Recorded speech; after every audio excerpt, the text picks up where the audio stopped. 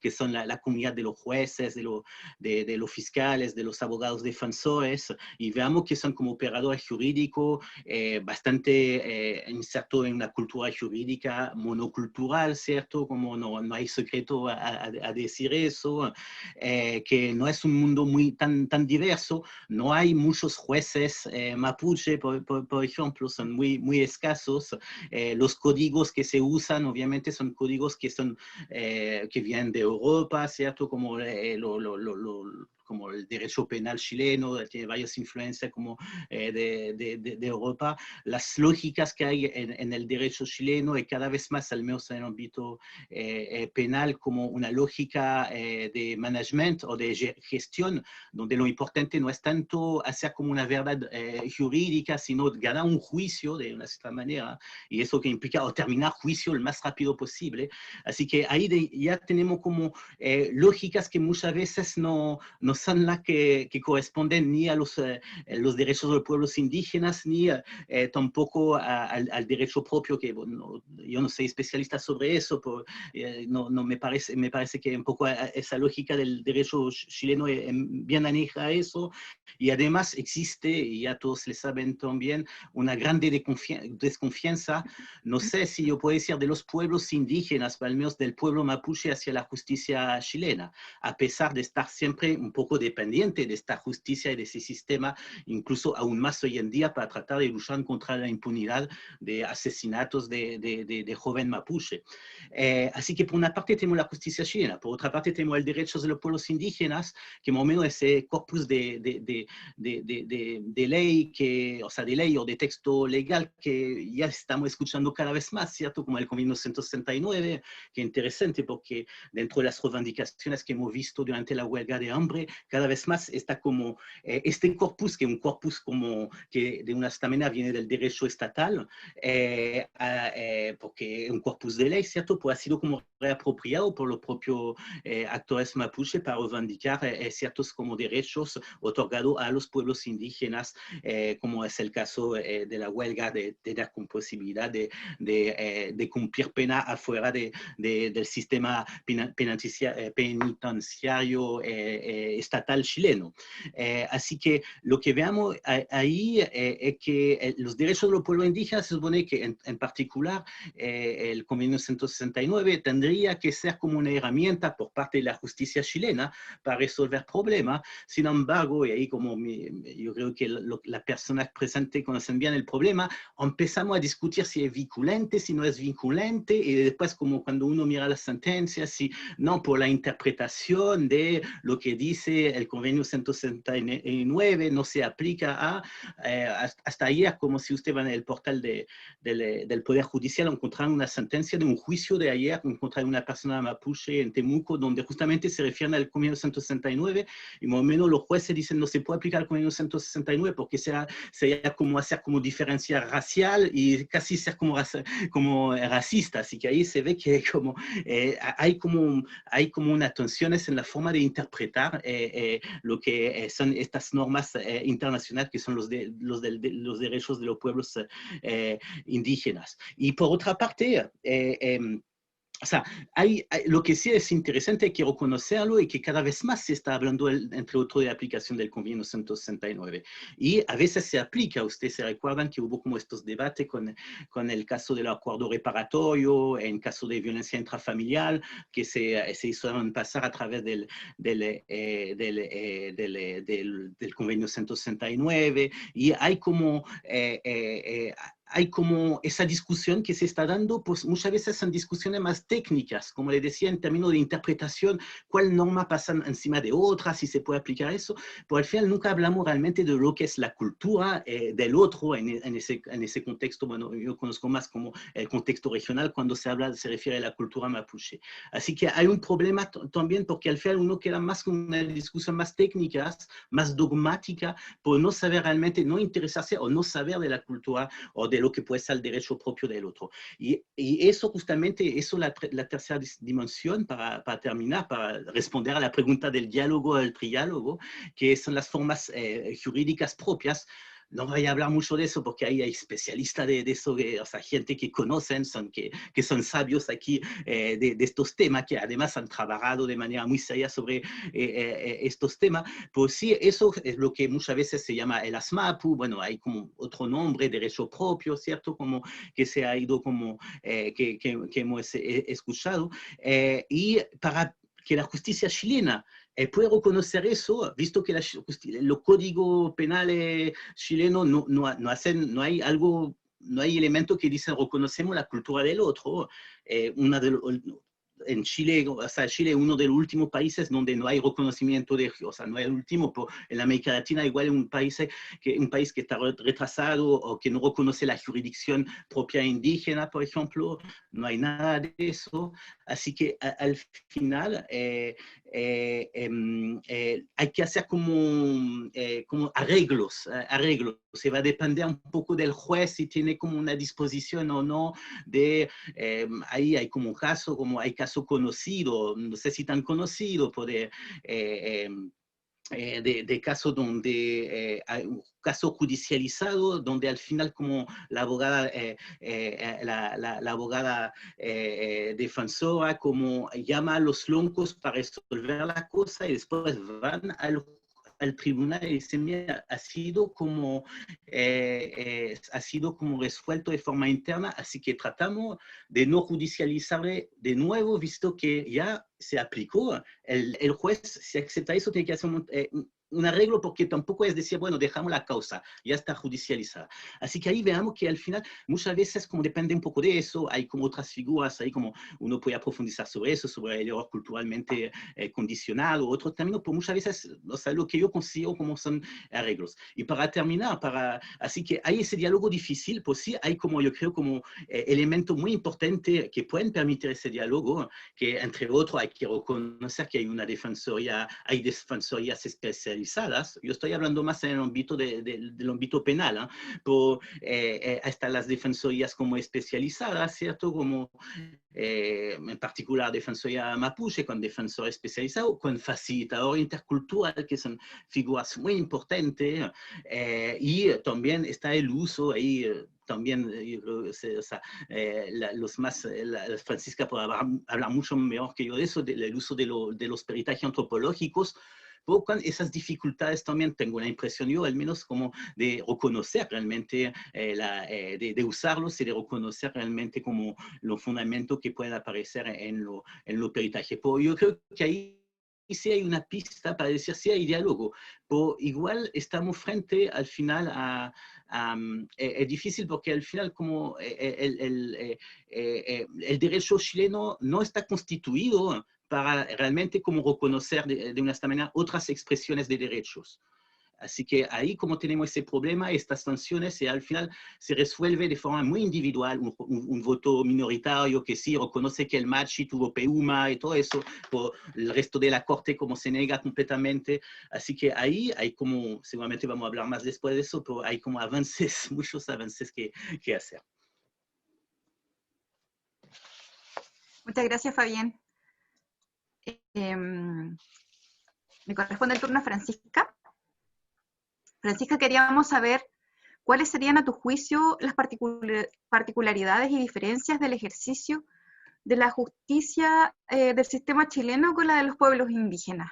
Las diferencias, las particularidades, las evidencias. Bueno, partir por saludar a todas, a todos, a todes, Marimay, Compucheca, Compuenui. Bueno, en especial también muy contenta de estar en un espacio así de potente con Fabián, con Miguel, Pamela y con esta nueva directiva del Colegio de Antropólogas y Antropólogos. Bueno, la pregunta bien compleja, entonces digo lo mismo que Fabián, ya teníamos estas preguntas, entonces lo bueno de eso es que nos permite establecer ciertas dimensiones. Y lo primero, obviamente, que cuando hablamos de particularidades y diferencias respecto a los pueblos indígenas, la justicia del sistema chileno, también es muy importante tener tanto una perspectiva situada desde un pueblo como también dialogar en una perspectiva más transversal y global. Y en ese sentido me voy a hacer más bien cargo de una perspectiva situada en el trabajo que llevo realizando como perito, pero también en antropología jurídica, sobre el sistema normativo aymara. Entonces, como desde ahí contestar justamente particularidades, diferencias y sobre todo tensiones. Creo que uno de los principales hitos, y que nos sirve para pensar en general la relación con los pueblos originarios, migrantes, afro, es que la gran particularidad y diferencia con el sistema chileno parte de quienes ejercen la justicia, pero sobre todo, ¿cuál es la idea misma de justicia? Creo que es absolutamente relevante, porque son parámetros, visiones de mundo que son muy distintas, estructuralmente distintas. Y en ese sentido, por ejemplo, desde la visión de mundo aymara, la justicia siempre está pensada en clave de una justicia restaurativa, más que una justicia, podríamos decir, marcada por el derecho positivo en términos de una justicia punitiva, por ejemplo. Entonces, la justicia restaurativa obviamente va a marcar otro horizonte de relación de cómo entender la justicia. Entonces, bajo este parámetro de primero señalar que una justicia restaurativa desde las comunidades, colectividades aymara, tanto rurales como urbanas, hay elementos importantes en este ámbito de la justicia. Las autoridades tradicionales tanto políticas, como las autoridades vinculadas al agua, como las autoridades vinculadas al campo festivo, las normas y los procedimientos comunitarios, pero también algo muy importante, porque puede haber una suerte de peligro de generalizar un sistema normativo indígena, que es la necesidad, además de pensarlo en clave territorial, o sea, asumiendo las diversas construcciones territoriales, por ejemplo, en el contexto andino, de los pisos ecológicos. Son distintas dinámicas, las de la costa, las de la precordillera, las del altiplano. Pero además en el caso aymara, que es algo que hace años ya llevo acercándome más, el campo festivo, las ritualidades, también son un espacio muy importante de construcción de lo jurídico. Entonces es abrirse a otro horizonte donde entender la justicia. Por eso yo digo que es estructuralmente distinto. Entonces, en esta relación, por ejemplo, el referente comunitario, bueno, es mucho más complejo, pero el ayllu, que podría equivaler a comunidad o no, es más complejo que eso, constituye tanto la base organizativa, pero también la base normativa del mundo aymara, en la organización jurídica, social, económica, cultural y territorial. Entonces, cuando pensamos en sistema normativo aymara, tenemos que pensarlo en clave ayllu, pero además en estas diferenciaciones territoriales. Y por otro lado, y en ese sentido, bueno, hace unos años atrás para mí fue un texto muy importante la publicación de la Alianza Territorial Mapuche, ATMAPU, que además, bueno, ahí yo siempre cuento, mi primer peritaje no fue aymara, sino en Pitrufquén, con Manuel Arroyo, cuando se estaba titulando, somos cercanas, hemos trabajado juntas, pero fue para mí, marcó mucho, porque obviamente que hay elementos comunes. Por ejemplo, el ejercicio de la justicia bajo la figura que se es cuando se es persona. Haki en el caso aymara y runa en el caso quechua. O sea, también el sistema de justicia dentro del ámbito normativo pasa a pensar a la persona y las características de este sujeto, entendido además como sujeto comunitario. Entonces, una de las características en la construcción tanto de autoridad como de la construcción de un sistema de justicia es la idea de camino, taki, que creo que es muy fundamental entender además y nos permite dialogar. Esta idea que hay una rotación cíclica del poder, hay procesos crecientes de responsabilización, por ejemplo, en las autoridades originarias, pero sobre todo esta idea de velar por el bien comunitario, lo que podríamos llamar bien común. Entonces, hay una dimensión ética del actuar de los sujetos que es fundamental para entender la justicia. Y que además es una dimensión ética de cómo vincularse también con la naturaleza. Por eso es la complejidad de donde estamos pensando el sistema de justicia. Entonces, por ejemplo, en esta dimensión ética, por lo menos se estructura ciertas dimensiones, bueno, lo voy a hacer en aymara y en español, ser, saber, hacer y el poder como ejercicio de autoridad. Ajayu, Yatiña, Luraña, Atiña. Que, vuelvo a insistir, podemos dialogar profundamente, creo que hay harto elemento común de donde pensarlo con otros pueblos. Entonces, en este sentido, la gran diferencia es que, por ejemplo, dentro de lo que podríamos llamar campo jurídico aymara, la sanción siempre está pensada en términos de restaurar un equilibrio que ha sido dañado colectiva o individualmente, y que ese desequilibrio es el origen del conflicto. Entonces, por eso yo apelaba mucho a esta idea de justicia restaurativa, y esto es súper interesante, por ejemplo, Doy un caso emblemático. Me pasó, he hecho varios peritajes también yendo a Bolivia y yendo a Perú, porque además entender la dinámica del sistema normativo aymara, entenderlo transfronterizamente, que pasa exactamente lo mismo en el caso mapuche. Entonces me tocó ir unos temas de violencia, llamado violencia de género, pero interesante, un caso en que un hombre acusaba a la mujer de violencia de género, y me tocó ir a una comunidad, San Pedro de Totora, y ahí vemos justamente la restauración del equilibrio. Y ellos hacían justamente un taqui respecto al sistema jurídico, su aplicación. Lo primero que aplicaban como sanción y regulación de la sanción era la pareja de padrinos. En el contexto andino, cuando tú te casas y pasas a ser persona jurídica en la comunidad, el ayllu, hay una pareja de padrinos en el chachahuarmi, en esta dualidad hombre-mujer, que resguarda el bien venir, el buen vivir de la pareja. Entonces, en un conflicto de violencia, la pareja de padrinos es la primera que intercede. Si la pareja de padrino no puede interceder, va al espacio de la asamblea, bueno, allá le llaman cabildo, una aymarización de cabildo, donde justamente la autoridad, el gilacata, la mamataya, establece la forma de regular la sanción. Y si desde esa experiencia comunitaria no hay forma de regular la situación, ahí recién pasa en Bolivia a la Defensoría de la Mujer y de la Niñez. O sea, es otra forma de construcción que desgraciadamente en este territorio llamado Chile estamos muy lejanos aún a un proceso reconocido así. Entonces, lo importante es que las sanciones, como una dimensión de la justicia, son aplicadas de manera proporcional a la gravedad de los sucesos, pero además sometido a conocimiento de la autoridad originaria, del espacio comunitario y del diálogo familiar. Volvemos a señalar este imbrincado colectivo que genera una matriz absolutamente y diametralmente distinta al derecho positivo. Entonces, siempre pensando en carácter restaurativo. Y, por otra parte, la importancia, si bien también de lo escrito, del carácter oral de lo jurídico. Hay un carácter ritual, oral de lo jurídico que es fundamental, y por eso yo les señalaba que el campo festivo es un campo de aplicación jurídica. Por ejemplo, una festividad que se llama la Cruz de Mayo, la fiesta de la Chacana, en comunidades tanto aymara, chilena, boliviana, peruana, hay momentos que se llaman el momento del perdón, que justamente frente a una serie de conflictos que se dan en términos comunitarios o individuales entre familias, en la propia festividad está el acto ritual de pedir perdón. Y pedir perdón no solo a la comunidad, sino al cerro tutelar, al Malcu, al Apu. Entonces, vuelvo a insistir, es todo un horizonte tan distinto de cómo pensar. Y ahí, para ir terminando, creo que uno de los ejes también muy importante que adquiere una particularidad, una diferencia, es que la justicia está pensada también como un ejercicio de reciprocidad, el ainu, la reciprocidad como sujeto, y en ese sentido la sanción en general siempre está pensada mucho más en clave de trabajo comunitario que el encarcelamiento, por ejemplo. Ahí no hay un ejercicio restaurativo en la cárcel. Y por otra parte, de la reciprocidad con la naturaleza, como también es necesario un acto respecto a los muertos, a las chacras, a tu entorno para restablecer la justicia. Imagínense dialogar todo esto con fiscales y jueces. Se imaginarán la complejidad respecto a, claro, no hay entendimiento posible mientras no hay un entendimiento respecto a las matrices de visión de mundo que están plasmadas ahí.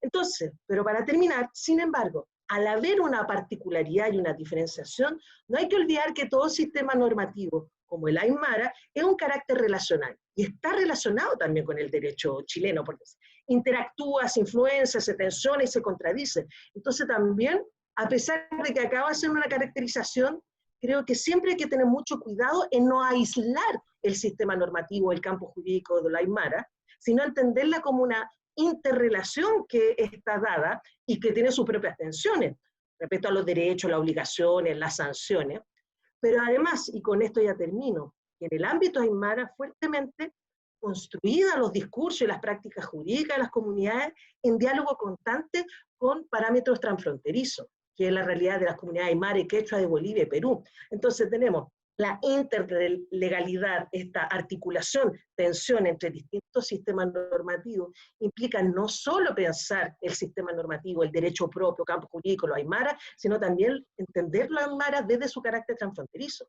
Entonces adquiere una gran complejidad y siempre digo, el trabajo respecto con comunidades, con colectividades aymara, siempre implica esta visión más allá de la frontera chilena. que también tiene grandes dificultades en un sistema fuertemente monocultural, racista como es el derecho positivo chileno. Eso. Muchas gracias, Francisca, por tu interesantísima respuesta. Quiero recordarles que tenemos esta herramienta del chat para que puedan ir elevando sus consultas, sus preguntas. Seguramente van surgiendo muchas inquietudes en la medida que hemos ido escuchando a nuestros expositores. Y ahora es el turno de Miguel. A Miguel me interesa preguntarle si es posible pensar en formas de justicia propia desde los pueblos indígenas, y en qué modo o contexto se podría dar un escenario como ese en Chile en la actualidad. ¿Se escucha, no? Sí. Sí, perfecto. ¿Cuánto tiempo tengo? Porque 10 minutos. Muy bueno hablar. Yo recuerdo en cada evento que uno participa a mi gran Peñi, José Santos Mellado, que siempre nos ha dicho que en honor al tiempo será breve. Y habla bastante el Peñi. Así que seguimos la escuela. Feley, pu lamien, pu peñi, uenei, chachay, pu lamien, ueche que le yelu, al que te le lute, fachin tram, en chef, fachin tram, que la hun. Con que la hun te vachi, femoche mu, mu, ta feulao hita, pauple piñen, munyen mu, mañana ni cajun, ka que no tram cajun meo, welu, con quieran, faci kati pa kuchan mele luka y los meumlen feulam tenta melen mun tam melen mutawun fe kom ina kom pantawariable charuel mañumo ainda ti tamen y cinta in somre kita tawu kemen no tangka me kemen fe fil mapumeum le mandati pe plamien ayo filotai tfachi no tamaimon fe mo mai tam le baimun fe mo mai ta alkit leimun inche ta tuun ta kiñelos meo ralik chamni tanilov yum lei tani puche ni chau mñile kayati pe pata que chantuni feita chique kimerto le neo codifique su chique alkepan codifique su feini somu feini tamu petuni akununta winka no tam petuni akununta winka kimen winka feyentun fey chique alkepai feini nyukeyem feini chau meo feini chekiem feini lakuyem meo feita chique café mochi rulpai tazumur rulpale neo si naru me fin fei me levanta toda esta muda tipo peñícula mía. Bueno, como decía, soy Miguel Melín, ya me presentaron, la verdad, previamente, antes de entrar a la pregunta, agradezco la invitación. Yo, en particular, no, en este tiempo de pandemia no había estado conectado mucho, estamos más en el loft, y por cosas puntuales nos acercamos a la ciudad. Y bueno, yo decía en Mapudungun que no converso de esta manera. Son cosas muy puntuales. Estamos acá, pues sobre todo porque el colegio antropólogo, yo los y las saludo a todos y a todas. En realidad, una disciplina que, y voy a hablar del mundo mapuche, la verdad, no, lo indígena denota detrás, obviamente, una concepción colonial muy grande, ¿verdad? Y por lo tanto, hablar de los mapuches, y desde los mapuches no siempre se reconoce, digamos, el aporte de los y las antropólogas que en algún minuto, en otra época, estuvieron muy cerca de los procesos, sobre todo de los procesos mapuches. Yo recuerdo en los años 80 todavía, voy a nombrar algunos, no sé, no, espero que no, los Peñi también que aportaron en su tiempo, digamos, en los 80, no sé, yo me acuerdo que Barriento andaba por ahí, antropólogo, Morales, Herrera, por nombrar algunos, y muchos más, ¿no? Que dejaron, iban a las comunidades, ¿no? Mi papá conoció a algunos de ellos, le decían, Peñi, Peñi, usted tiene derecho. Bueno, después vino el cambio, vino la alegría, como se dice, y bueno, me imagino que muchos siguen en los temas, en la cuestión organizacional mapuche, muchos aportaron, frente a muchos dirigentes también. Yo sé, conozco a antropólogos que apoyaron la formulación de proyectos respecto del contexto internacional que en ese minuto se venía abriendo, digamos, para muchas organizaciones,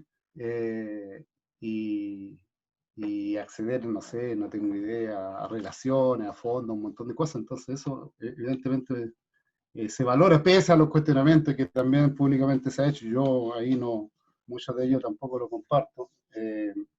Y por lo tanto, bueno, hay una nueva generación, entiendo, y cómo no recordar a mi Peñi, que hoy día es antropólogo en todo caso, Rosabel Millamán, que en ese tiempo lo conocí como un gran dirigente de ASMAPO, ¿no? Pero lo vi en la 84, 85 la última vez, y luego entiendo que se fue a estudiar antropología precisamente. Y dicho eso, digamos, ¿y por qué estamos hablando de estas cosas? También hay un rol de otros antropólogos a nivel internacional que generaron, digamos, el escenario en los años 70, una década antes de lo que estoy hablando, la famosa declaración de Barbados, ¿verdad? El rol que jugaron ahí mucho, sobre todo con Phil Batalla, y otros mexicanos luego, Tabenayen, etc. Y que pusieron probablemente una mirada más crítica respecto del proceso, el desarrollo de la mirada, digamos, del rol que venía ejerciendo el antropólogo, probablemente en ese tiempo centrado solo en la comunidad, ¿no? Solo en lo que ellos, bueno, en ese tiempo que se llamaba etnia. Y eso se fue abriendo al campo de los derechos colectivos, ¿verdad? De los pueblos indígenas, de los cuales hoy estamos hablando, digamos, en el concierto internacional y en los nuevos estándares que están reconocidos. Ya todos sabemos y conocemos seguramente los instrumentos que existen. Y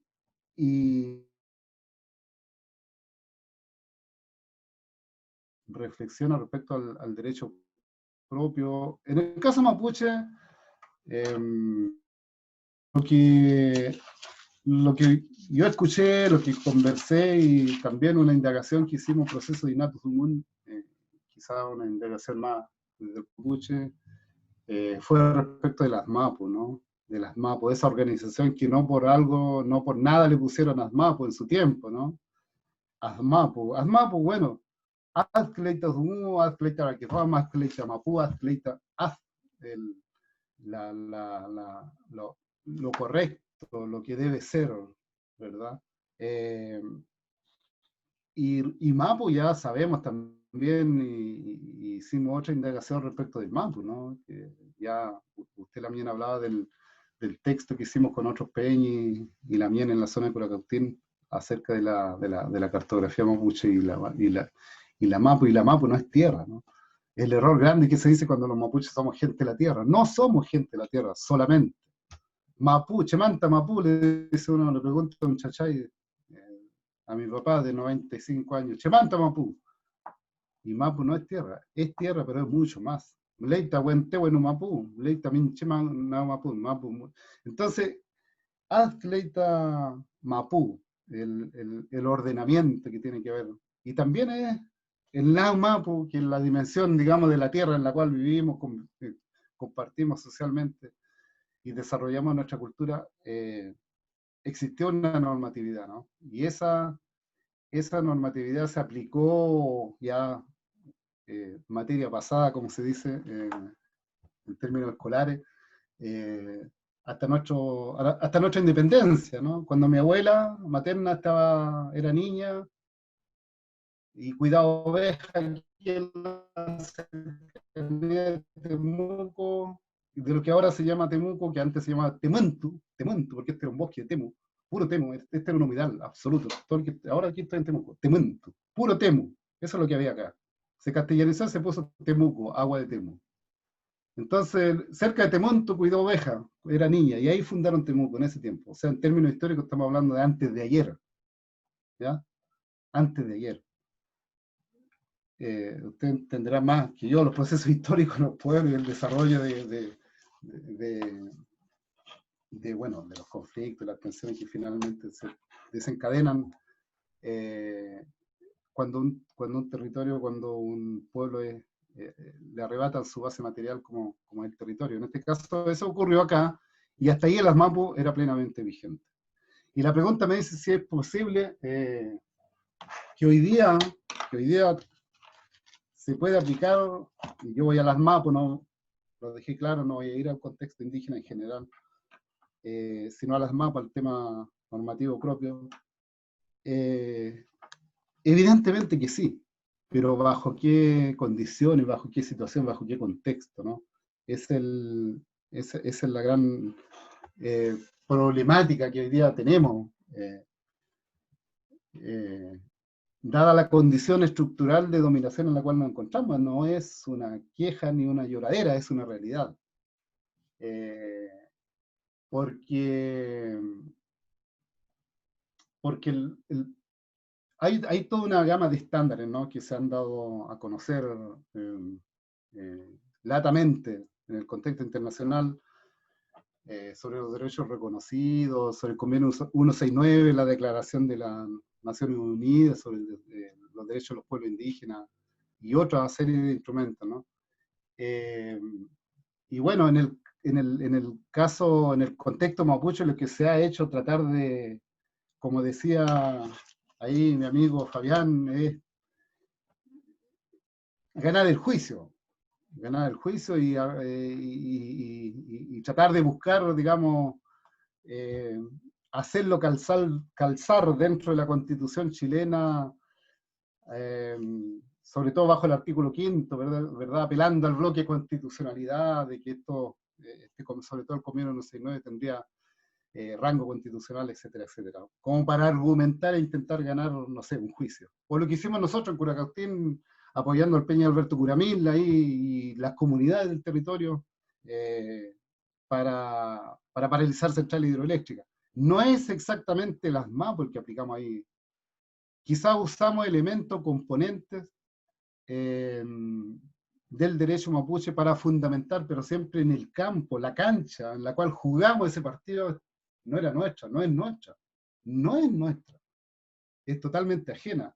Independiente que hayan o no jueces mapuche, esa es otra cosa. ¿No? Porque en términos estructurales, la relación es absolutamente desigual. En ese contexto, diría que hay en los LOF, llámese un conjunto de comunidades agrupadas, ¿verdad?, en un territorio definido. Hasta no hace mucho se mediaron situaciones particulares, ¿no?, de conflictividad interna, y ejerció el Lonco, particularmente el Lonco, ejerció las atribuciones, digamos, que las MAPU le dan en términos de mediar en muchas situaciones, robo o situaciones familiares, matrimoniales, digamos, de conflicto. Pero hay que entender de que el contexto en el que estamos hoy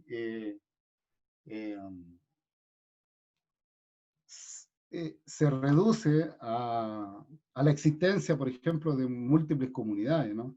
Y el florecimiento, por lo tanto, de múltiples loncos, por ejemplo. Y esa es una cuestión súper problemática también, porque evidentemente, y ahí vuelvo a Bonfil Batalla en el planteamiento de la teoría del control cultural respecto de cómo muchos elementos que no son... estamos en un proceso quizás todavía aún de apropiación, ¿no? De apropiación cultural, de resistencia cultural y de apropiación cultural, más no quizás de innovación cultural, como diría él, ¿no? Entonces, en ese contexto, las condiciones, digamos, de relación debieran cambiar, y en ese sentido hay que distinguir lo interno de lo externo, lo propio de lo ajeno. Y internamente nosotros hemos venido argumentando la idea de la reconstrucción como pueblo, ¿no? Como nación, asumiendo el diagnóstico de lo desestructurado que nos encontramos. Y bueno, en ese proceso de reconstrucción, evidentemente el derecho juega un rol fundamental y por el lado chileno, llamémoslo así, vemos que hasta hoy no hay ningún tipo de flexibilidad, ¿no? La aplicación de esos instrumentos que hemos nombrado se han hecho prácticamente por vía judicial o forzosa, ¿no? De manera que no hay, ni existe desde la élite, ¿no? que constituye este país la voluntad de avanzar en una transformación de la relación con el pueblo mapuche. Porque el pueblo mapuche prácticamente ha generado en el último tiempo la política indígena de Chile, digamos, la política indígena que forzadamente han intentado desarrollar con la movilización de los 90, surge la ley indígena, con la emergencia de la CAM viene el programa Orígenes, luego la Alianza Territorial Mapuche aparecen los famosos PDTI, ¿no? Hoy día vaya a cualquier comunidad y todos tienen PDTI, ¿ya? Programa de Desarrollo Territorial Indígena, cuestiones focalizadas. Y como bien lo ha escrito la profesora Milka Castro, no hay nada más efectivo para dividir, para tensionar y hacer pelear a la gente, mandarle proyectos concursables. Entonces, el programa Orígenes vino a eso y, bueno, y el PDTI es algo parecido. Entonces, es un contexto donde en el LOF probablemente podamos aplicar el derecho mapuche para situaciones puntuales, pero para una relación ya más estructural, digamos, un cambio en la cuestión política, ahí hay que entrar a consensuar, probablemente a dialogar acerca ya de un derecho probablemente mixto, no, para un territorio en el cual demográficamente también somos minoría, digámoslo. O sea, eso no sé si responde a la pregunta, pero es como un contexto. Sí, Chaltumay y también Miguel Melín. Particularmente por acompañarnos hoy día, por hacer una excepción. Recojo también aquí algunos comentarios del chat de algunos interpelados e interpeladas: Adriana Capaldo, Roberto Morales, Aldo Vidal, Rosamel Millamán, ¿verdad? Algunos de los que anduvieron dando vueltas por ahí: Alejandro Herrera Guayo, Mario Barrientos Martínez. Por supuesto. ¿Sí? Sí, También la mayoría los conozco. Sí. Colegas que nos escriben al parecer desde el Perú. Vicente dice: saludos desde el pueblo Aymara del Perú. Estamos súper contentos y contentas de contar con la participación de quienes nos acompañan hoy día, tanto como expositores, así como invitados, personas interesadas en el tema, que no necesariamente son antropólogos o antropólogas y que nos están acompañando en esta serie de actividades que desde un principio les mencionaba, nos encontramos organizando. Ya para ir cerrando, porque se nos ha ido muy rápido el tiempo y ha sido una conversación muy interesante, quiero proponerles, a modo de reflexión, antes de pasar a las consultas y preguntas de los participantes, que pudiéramos ir cerrando, ¿no? En base a una pregunta que tal vez se plantee como una vía posible, como preguntarnos si es que es posible, mirando de aquí en adelante al futuro, una estructura jurídica que resulte realmente efectiva a raíz de lo que ustedes han comentado, de sus experiencias, ¿no?, que han podido observar, que sea resolutiva también en el abordaje de los problemas que afectan al pueblo mapuche particularmente, pero a los pueblos indígenas en general, ¿cierto?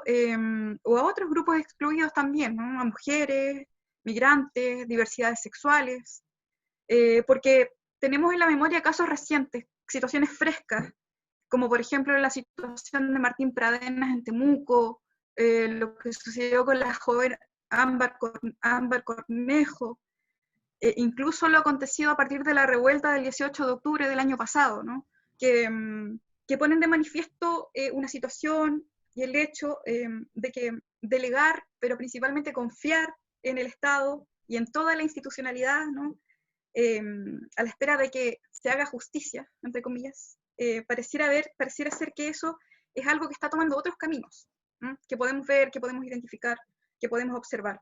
Y que en algunos casos, como lo particularmente ocurrido en estas comunas de la Araucanía, ¿no? En Coyipulli, en Trellén y en Curacautín, el 2 de agosto, incluso toman caminos peligrosos o violentos que enfrentan a los grupos, y que esto puede darse desde una simple discusión, como lo que estamos teniendo ahora, una conversación, hasta concretarse en la quema de, en la quema de viviendas o propiedad privada, no sé, en fin, violencia entre las personas.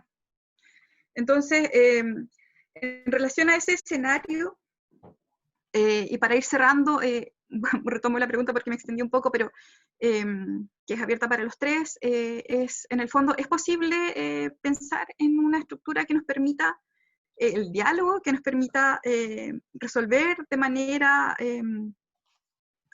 integral y abordar las problemáticas de los pueblos originarios, de los pueblos indígenas y mapuche particularmente? Les cedo la palabra para quien quiera responder.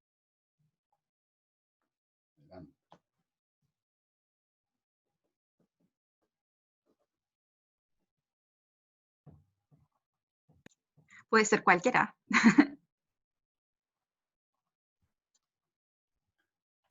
Sigamos el mismo orden, ¿no? Para no alterar el curso de los sucesos. de la Perfecto, eso le conversación, correspondería a de los Fabián. acontecimientos, podríamos, Gran Peña. No, bueno, es una pregunta que bastante, o sea, es compleja y obviamente como no daría mucho tiempo a tratar de contestar, pues sí, yo creo que hay como, o sea, hay algunas pistas, o sea, como yo le decía adelante, aquí hay ciertas reglas de juego que creo que hay que cambiar, como la ley, la forma, como la Constitución, partiendo de la Constitución hacia abajo, como el corpus legal chileno, no hay ningún reconocimiento de la diversidad social, cultural que existe en este país, y en particular los derechos de los pueblos indígenas. Así que yo creo que ahí hay un problema que se va reproduciendo cuando uno ve como las reformas que se está haciendo del Código Procesal Penal. Uno mira los proyectos de ley y tampoco aparece nada. O sea, así que ahí yo creo que es importante que en esas instancias, esas comisiones que hacen estas leyes, uno haya como representante en este caso de los pueblos indígenas que pueden como contribuir a cambiar estas reglas del juego. Obviamente, como la perspectiva de la constituyente para muchos es también una forma de ver como esas posibilidades también de ir cambiando de manera estructural la regla del juego. Y eso, y por otra parte, sí, o sea, yo le dije adelante, hay una grande desconfianza, bueno, Pamela le dijo también, hay una grande desconfianza hacia la justicia. Bueno, no es solamente por parte del pueblo mapuche, pero también como le expresó Pamela, de parte de la población chilena, porque hay un sentimiento de impunidad, y aún más fuerte en el contexto de la situación mapuche en la región. O sea, todos que estamos viendo aquí estamos conscientes de eso, que hay como, por lo mismo que ha pasado en Curacautín, como donde la gente que fueron detenidas, que fueron detenidas fueron las personas mapuche, nadie que está en la calle que fue detenida, y por un conjunto de situaciones que se está como mostrando en el contexto actual de la huelga de hambre, que es muy importante, de ver cómo hay gente que se da la libertad fácilmente, y cuando son personas mapuche, ahí es mucho más complicado de cambiar la prisión preventiva. Así que ahí hay como situaciones donde uno siente que hay como dos justicias en ese país. Y yo creo que ahí también, bueno, es necesario, digamos, de cambiar estas representaciones de esta justicia y decir cómo cambiar este sistema. Lo que sí es cierto, como decía Miguel, hay gente que dicen que poniendo más jueces mapuche, no es tan fácil, porque si las reglas son las mismas, no va a cambiar. Así que en ese sentido ahí como también importante, digamos, o sea, importante también que haya como cada vez más profesionales como, que representan esa diversidad, pues no es solamente el problema, sino que cambiar también las estructuras. Gracias, Fabián. Francisca. Siempre las preguntas son más complejas aún que la propia reflexión. Yo, estando absolutamente de acuerdo con Fabián, quizá ahondaría un poquito más respecto a la misma figura del peritaje antropológico, que en el fondo también es un instrumento. Y partir señalando algo que me parece importante, que el filósofo Panica siempre decía, el problema de la interculturalidad, por pensarlo también como parte de el peritaje antropológico en el marco del pluralismo jurídico, el reconocimiento de distintos sistemas normativos coexistiendo, es que el Estado sigue siendo el director de orquesta. Y lo más cercano que nosotras y nosotros estamos pensando en la coexistencia de un sistema normativo en pluralismo jurídico es más bien la polifonía. Pero yo creo que tenemos que reconocer el carácter estructural hegemónico de un tipo de derecho. Y en ese sentido, diálogo bastante complejo. Sin embargo, a pesar de ser bastante pesimista, justamente por este rol totalizante del Estado en la ejecución de la justicia y los distintos actores judiciales, en este caso, sí siento que hay ciertos intersecciones, intersticios que el peritaje antropológico puede generar cierta apertura. Por ejemplo, nosotras sabemos que en general el peritaje antropológico está pensado como una prueba, un instrumento judicial. Pero creo que por lo menos mi experiencia en esto ya van casi 10 años, en el marco de causas con imputados e imputadas aymara y quechua, es pensarlo como un marco comprensivo, que además de ser parte de la teoría del caso, de una prueba judicial, un marco comprensivo desde donde establecer evidencias, visiones de lo imputado y lo imputada, dialogando con el derecho positivo nacional. Y en ese sentido, pero ojo, asumiendo el carácter hegemónico, o sea, yo creo que ahí es demasiado importante. No estamos en igualdad de condiciones. De hecho, si hubiese algún tipo de pluralismo jurídico, sería un pluralismo jurídico absolutamente restrictivo, así como la educación intercultural bilingüe, la salud, el programa Pepsi, o sea, PESPI, pasa exactamente lo mismo, es algo bastante transversal. Entonces, los peritajes antropológicos, por ejemplo, han permitido situar cierta descriminalización de prácticas culturales. En ese sentido, una de las cosas que he trabajado y cada vez he intencionado más es la descriminalización de la hoja de coca, una cosa insólita por la ley 20.000 de estupefacientes. La hoja de coca es penalizada en tanto materia prima para la elaboración de cocaína, siendo que en Chile no hay laboratorio, siendo que, por ejemplo, 60 kilos de hoja de coca, con suerte se hace un par de gramos de cocaína, absolutamente desproporcionado, pero ahí lo que ha permitido, hemos ganado por lo menos 2 juicios respecto a hojas de coca, es dar la dimensionalidad cultural del uso de la hoja, tanto medicinal como ritual, y además con las contradicciones del Estado. Me acuerdo de uno de los casos emblemáticos en Arica, con un comerciante aymara boliviano, es que al mismo tiempo que se estaba penalizando el que él había trasladado 60 hojas de kilo de coca, al mismo tiempo se realizaba la festividad del Inti Chamampi, la fiesta del sol, donde había casi 100 hojas, o sea, 100 kilos de hoja de coca repartiendo CONADI. Entonces, por una parte, el Estado bajo la oficina CONADI promoviendo el uso de la coca como hoja ritual, y al mismo tiempo estaba una persona encarcelada por su comercialización reconocida para una festividad que se hacía en el Cerro Sombrero, tanto de aymaras chilenos como aymaras migrantes. Entonces estamos hablando de las constantes contradicciones que nos encontramos en este marco. Entonces, claro, sin duda que hay este ejercicio de traducción de prácticas culturales, pero ojalá para ambas partes. O sea, creo que también la figura de peritaje te permite construir un universo de significación, no solo para que el sistema judicial formal tenga los parámetros del imputado y la imputada, sino también el imputado y la imputada sepa cuáles son los parámetros en la puesta en escena que ingresa en esta construcción cultural que trabaja también Fabián. Porque siempre, claro, cuando hablamos de la construcción cultural de la justicia, pareciera que fueran los pueblos originarios, y no entendemos que el derecho positivo chileno es una construcción cultural también, con todos sus elementos. Entonces, bueno, creo que quizás sí un desafío son los peritos y las peritos. En Chile tenemos una estructura fuertemente profesionalizante en que los peritajes culturales los hacemos antropólogos, antropólogas, En cambio, en países de Mesoamérica, los peritos son, por ejemplo, autoridades originarias, que tienen justamente un gran manejo respecto a sus herramientas culturales. Ojo, y de ahí hacen un ejercicio metodológico de aprendizaje para hacer peritaje. Entonces es interesante pensar los peritajes culturales ya no exclusivamente como el campo disciplinario de la antropología, sino cómo podemos incorporar otras actoras y actores en este ejercicio. Entonces, a ver, obviamente también hay ciertos elementos que me parecen fundamentales, potenciar el carácter oral en el ámbito penal judicial, el soporte visual de aprendizaje.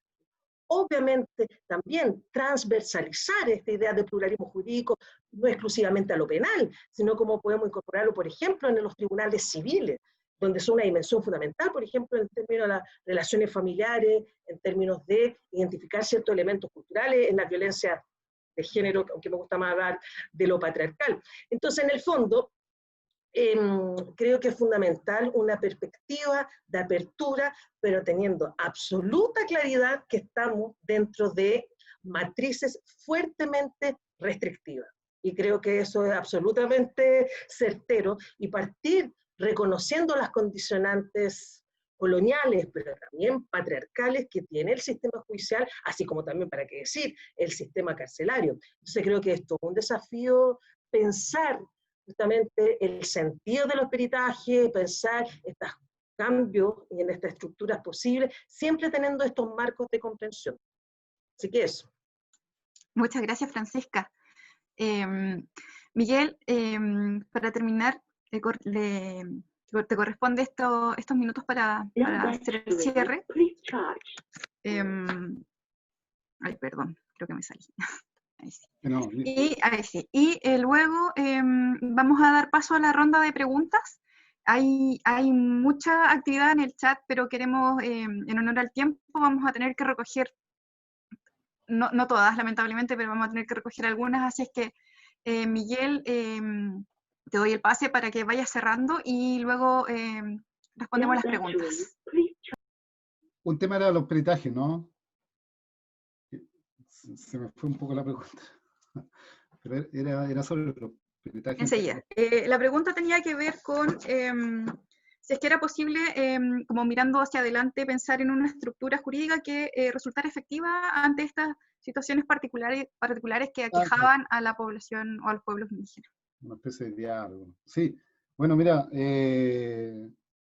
bueno, hasta ahora, según cómo se ha desarrollado todo,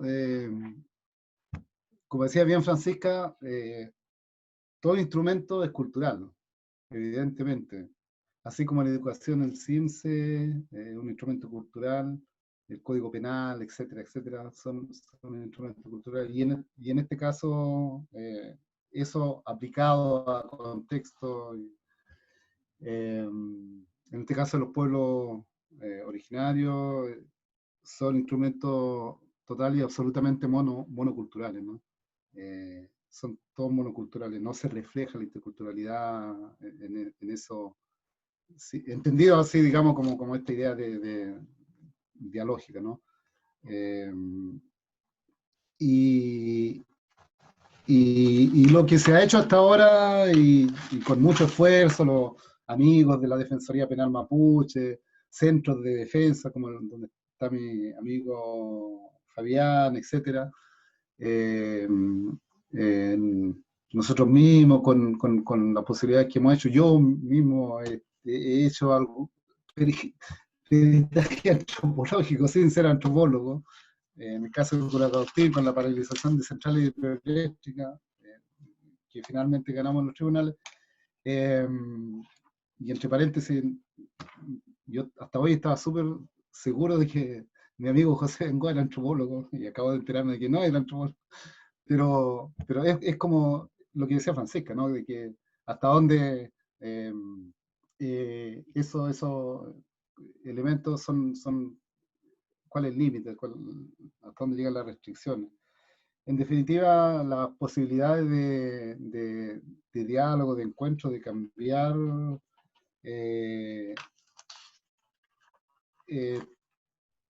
se ven lejanas, hay un escepticismo total prácticamente en esto de la relación, ¿no? Incluso con la famosa consigna, esto de que por ahí leí a alguien que se atrevió, alguien escribió de la mapuchización del 18 de octubre incluso. O sea, a eso, eh, eh, a, es, a ese tipo de frase hemos llegado, digamos, porque en la Plaza de Italia habían banderas que identificaban al pueblo mapuche y que poco menos que todo el pueblo chileno estaba abrazando la causa mapuche. Luego vimos en Curacautín que pobladores, gente de la población, salió, yo lo digo con conocimiento de causa, trabajo con los peñas de allá, ¿ya? Entonces, digámoslo en un chilenismo normal, es fácil engrupirse. Otra cosa es cuando los zapatos le aprietan a quien le aprietan. Independiente, más allá, en el discurso político, digamos, uno puede enarbolar la idea de que esto fue orquestado por el fascismo, por el neonazismo, por grupos recalcitrantes de ultraderecha que vienen aquí con la ideología de patria y libertad, etcétera, etcétera. Se puede decir cualquier cosa, pero ahí salieron pobladores, ¿ya? Entonces, la mapuchización del 18 de octubre, yo creo que es ir muy lejos. Una cosa son las cuestiones simbólicas que arrastran una idea, pero otra cosa, entender lo que implica, por ejemplo, abrazar la causa mapuche y por ejemplo, respecto a la devolución territorial, la disputa territorial, que es una cuestión central en este conflicto. Todo lo demás está bien, hay que avanzar, corren el cerco, con los esfuerzos que se hacen en el ámbito de la justicia, los esfuerzos que se hacen en el ámbito de la academia, intentan correr el cerco, pero el problema estructural tiene que ver con el territorio. Porque hoy día, si no se aborda la cuestión, por ejemplo, territorial respecto al desarrollo forestal y las millones de hectáreas que tiene la forestal en el territorio histórico mapuche, todo lo que se puede hacer al respecto sigue, digamos, como un barniz, ¿no? Como un barniz, como elementos que están ahí en la periferia del problema. Y habrá disposición para abordar la cuestión territorial. Cuando haya disposición para abordar la cuestión territorial de fondo, entonces evidentemente vamos a avanzar en los otros procesos que sean en el campo del derecho, en el campo de la educación, en los distintos ámbitos, digamos, de la vida social, ¿no? Pero ahí tenemos problemas que curiosamente en las grandes discusiones políticas, incluso en el mundo mapuche, se le ha sacado el bulto, ¿no? Porque yo no puedo estar en contra de las forestales porque no son mías. ¿Ya? Ese no es el punto. Entonces ahí tenemos un problema también interno grave, complejo. Y que, bueno, hace poco respondimos de manera contundente con Curacautín, con una actividad muy grande, de esa muestra de racismo. Por lo tanto, se complejiza mucho más la posibilidad, digamos, de encuentros independientes que con movimientos como Modatima, que son más de carácter más nacional. Nosotros tenemos puntos de encuentro y convergencia en muchos temas.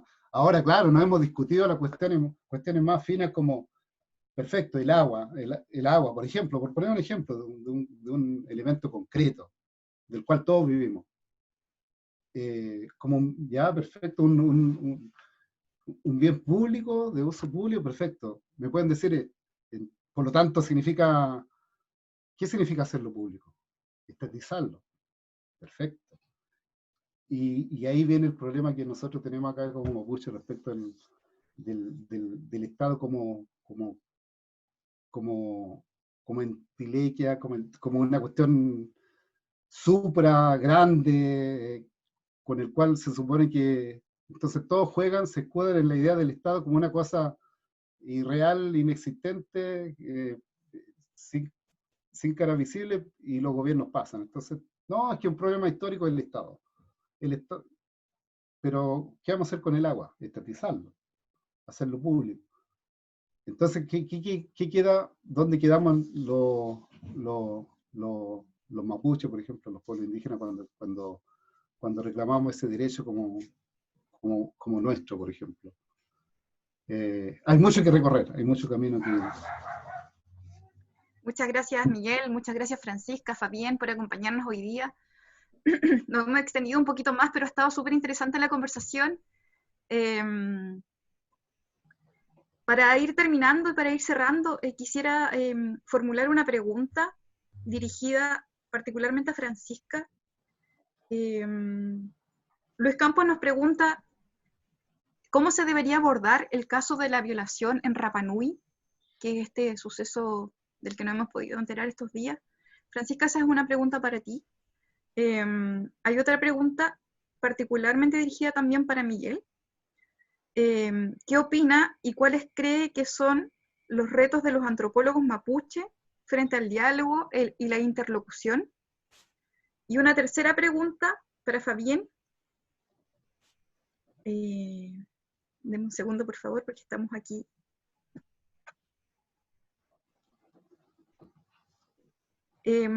Adriana Capaldo pregunta, ¿por qué aún se considera tan importante considerar al pueblo mapuche como nación? Ella señala que hace referencia a un concepto que es absolutamente eurocéntrico. Con esas preguntas queremos cerrar la conversación de hoy. Ya, voy a partir, siempre las preguntas son un nivel de complejidad absoluta en relación a las propias reflexiones. Quisiera la reflexión contestarla simplemente desde lo que contestó una organización de mujeres de Rapa Nui, Maroa, que presentaron un amicus curiae, que ellas plantean algo fundamental y que me parece que es parte justamente del debate. Primero, violar no es una costumbre Rapa Nui. O sea, ellas fueron muy claras, Maroa se llama la organización de mujeres de Rapa Nui, que justamente dicen en qué momento este dispositivo colonialista, androcéntrico y patriarcal se convirtió como una condicionante cultural. Y dicen, ojo, en ninguna parte de nuestra construcción histórica ha sido costumbre la violación. Entonces ahí hay un gran error y un horror respecto a la situación de la violación. Pero además, por otra parte, también ellas plantean algo que me pareció muy interesante, que justamente esa visión es una forma de perpetuar un esencialismo respecto a la autonomía y el derecho propio indígena, porque no entiende las dinámicas propias de transformación que tiene el ejercicio del derecho. Ella, en tanto mujeres Rapa Nui. Entonces, apelar a una visión esencialista, ahistórica de los usos y la costumbre, ella dice que una primera forma colonial de seguir perpetuando las relaciones de opresión hacia los pueblos originarios. Entonces es interesante esta idea también de entender el derecho propio como un proceso transformativo. Y por otra parte, también ellas señalan que atenta justamente a la construcción de ellas como mujeres. Eso no quita, yo recuerdo que hace unos años atrás, unos 30 años atrás, hubo un caso muy emblemático de una violación en territorio inuit, y donde la organización inuit lo que finalmente define que sí es violación, da los rangos de sanción, sin embargo, la sanción era en términos de la pertinencia cultural. O sea, no solo era cárcel, sino la necesidad del trabajo comunitario y de la característica de un ejercicio de justicia restaurativa respecto a el ejercicio dado jurídico en el marco de la violación. Entonces, yo sería muy enfática en este caso. Visibilizar a las mujeres Rapa Nui, visibilizar el no costumbre, visibilizar la construcción del derecho propio como algo permanente, pero también el visibilizar la necesidad de dialogar cuáles son las herramientas de sanciones, cuáles son los actores y actoras que están involucrados en este elemento. De hecho, esta organización Maroa hizo una fuerte crítica al Consejo Anciano, también como una entidad fuertemente masculina que no dialoga ni dialogó con las distintas mujeres del propio pueblo Rapa Nui. Entonces, bueno, esas son algunas de las herramientas y que creo que es muy interesante en todo caso esta situación, porque sin duda muchas veces hay un gran mal uso del derecho propio como un elemento de justificación sobre violencia hacia las mujeres, hacia las niñas. Que no es lo mismo, ojo, que es pensar en términos de la pertinencia cultural, cuáles son las sanciones, cuáles son las medidas reales, efectivas, pero que tienen sentido para la comunidad, de sancionar, por ejemplo, una violación. Entonces ahí hay una complejidad, pero sin duda que, por ejemplo, el tema de los peritajes que me ha tocado trabajar es un elemento muy constante de tensión. Eso. Muchas gracias, Francisca. Era el turno de Miguel, ya me confundí.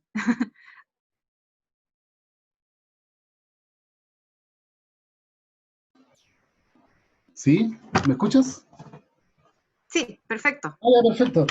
El rol de bueno, esto es meterse en un campo más disciplinar, la verdad, yo ahí no sé, el profesor mapuche, el abogado mapuche, eh, el arqueólogo mapuche, el arquitecto mapuche, eh, y bueno, como decía Francisca, en este contexto de,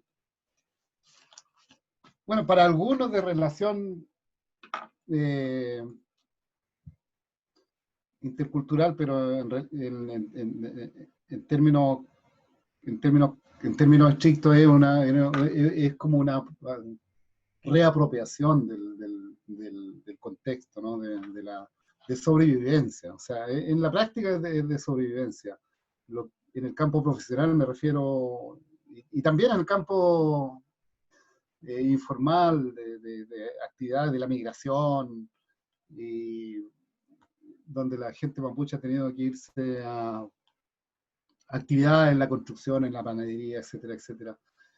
Para mí, desde el punto de vista mapuche, como Peñi, tiene el mismo valor, digamos, lo que hizo mi tío como panadero, digamos, a lo que hace un antropólogo como antropólogo mapuche, eh, en un contexto ajeno, diría Batalla, ¿no? Ajeno, pero de donde la dinámica hay que entenderla en términos históricos, digamos, y en este caso de opresión, de colonialismo, ¿no?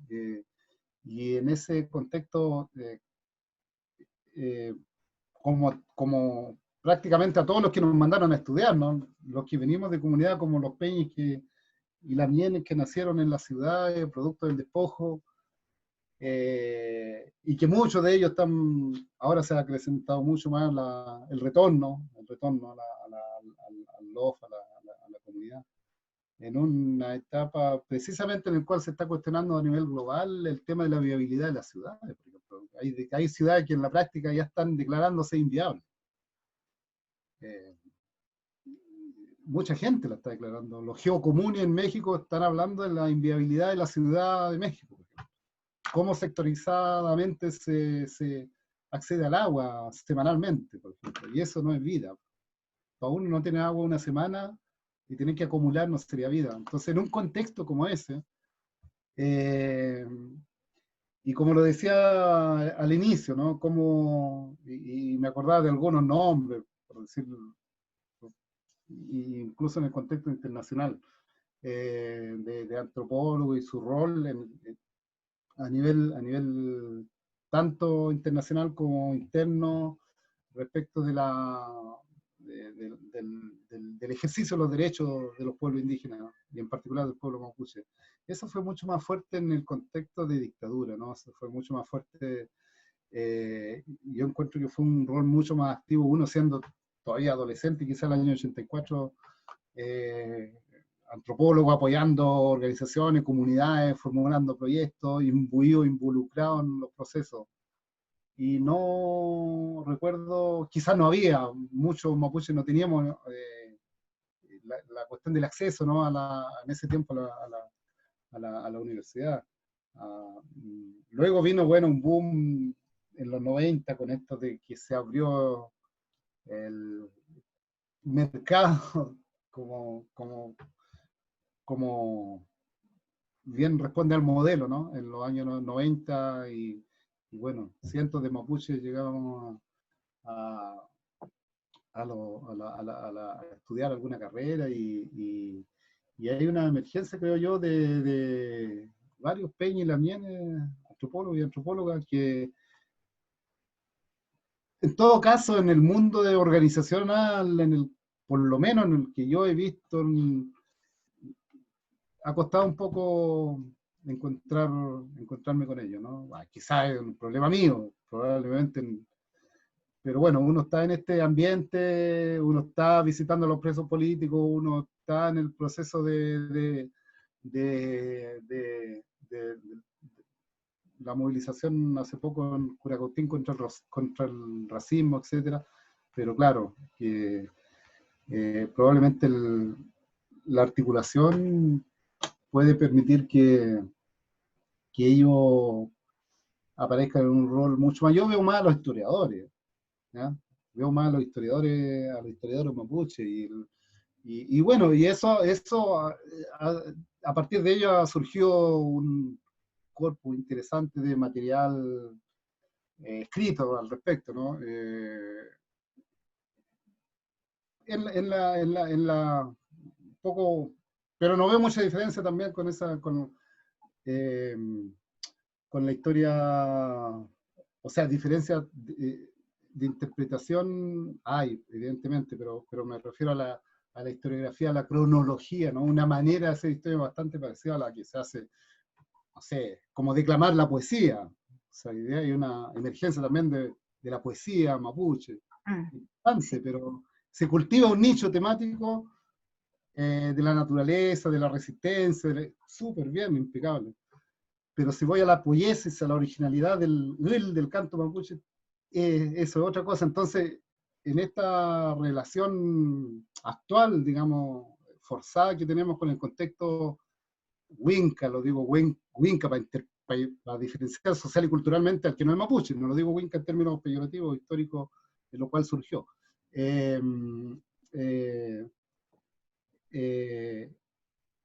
bueno, hay una articulación en esos grupos, ¿me entiendes? En el caso de los historiadores, los poetas, no sé si de los antropólogos, Esa es una probablemente buena... lo dejo ahí, no lo conozco. Gracias, Miguel. Fabián, para ir cerrando. Sí.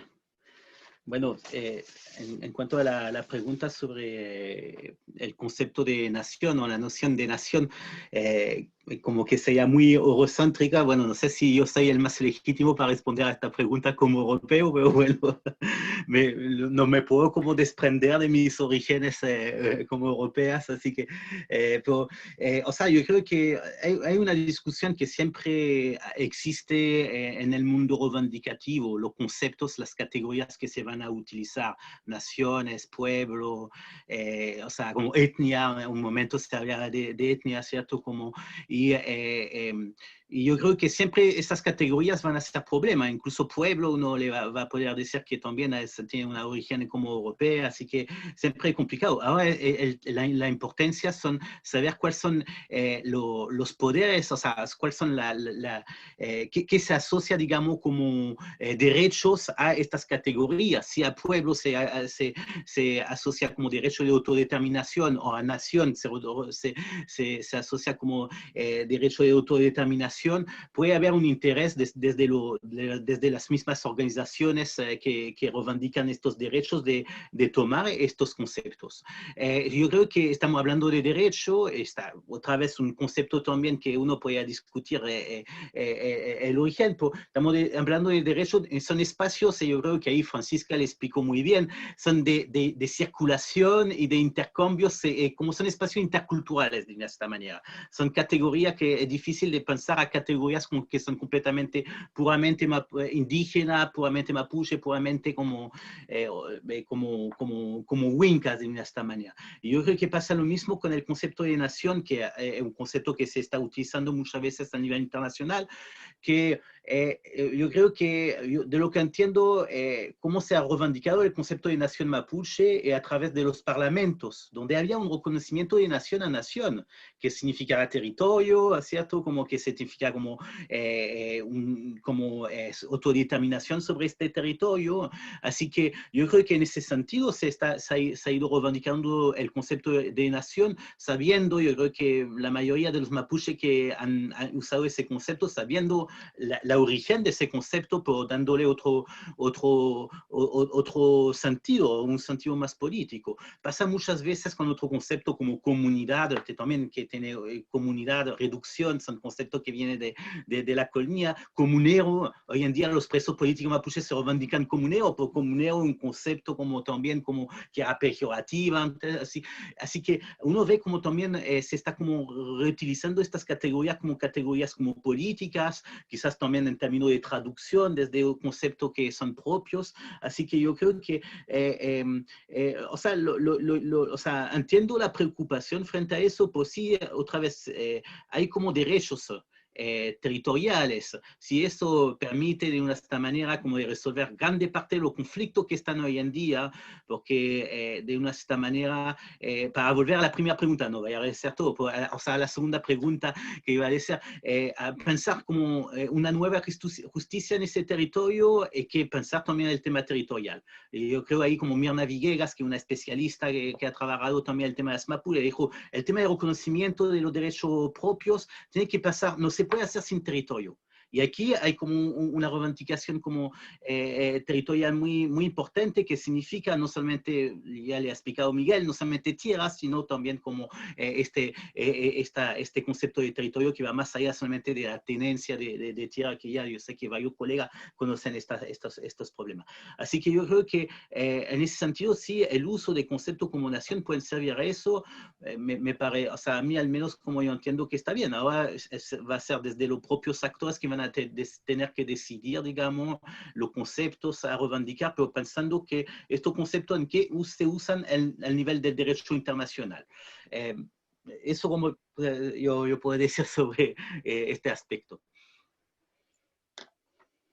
Muchas gracias, Fabián. Esa pregunta iba con un poquito de malicia, para que tú la respondieras. Bueno, yo no queda más que agradecer la participación de Francisca, de Fabián, de Miguel nuevamente, de todas las personas que nos acompañaron como asistentes. Especialmente pedir disculpas porque no pudimos abordar todas las preguntas que iban apareciendo en el chat. Se nos hizo corto el tiempo, fue una conversación extensa, pero muy intensa también e interesante. Antes de cerrar, antes de despedirme, quisiera aprovechar unos minutitos para entregar algunos avisos del colegio.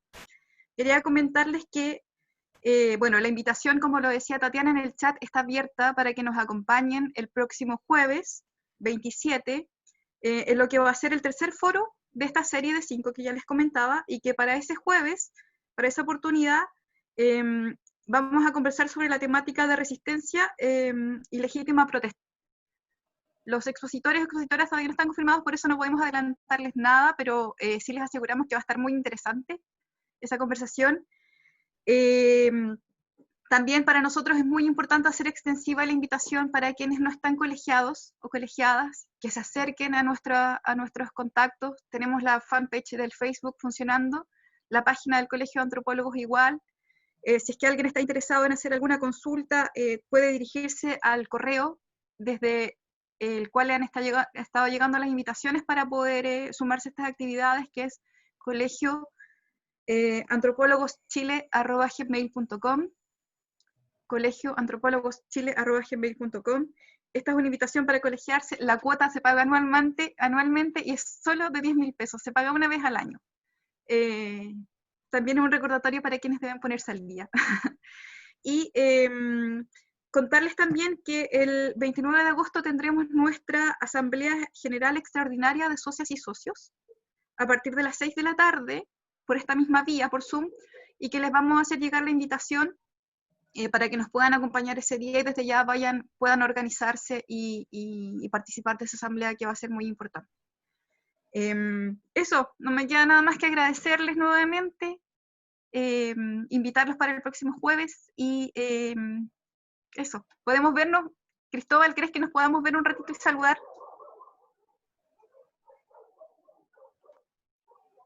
Sí, ahí estamos apareciendo. Gracias, Boris. Gracias, Cristóbal. Marianela, que nos estuvieron apoyando desde la logística. Natalia, gracias. Muy bueno el foro. Que se repita, por favor. Tatiana. Que estén muy bien, gracias. Gracias por acompañarnos.